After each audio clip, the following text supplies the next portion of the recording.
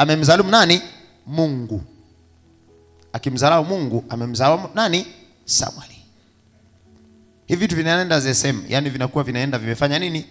Vimefuatana. Yesu asifiwe sana. Yesu asifiwe sana. Kujiweka chini ya mtu mwingine kwa unyenyekevu. Kitabu kile cha Tito 3:1-2.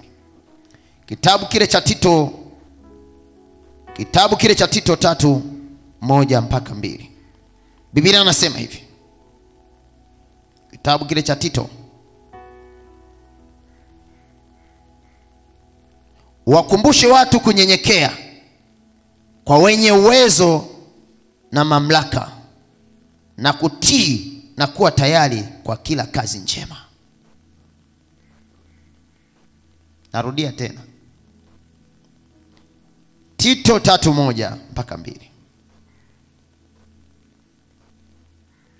Wakumbushe watu kunyenyekea kwa wenye uwezo na mamlaka, na kutii na kuwa tayari kwa kazi njema. 2. Wasimtukane mtu yoyote, wasiwe wagomvi, wawe wema, wakionyesha upole wote kwa watu wote. Mungu wetu ni mpole, lakini asili yake ni unyenyekevu.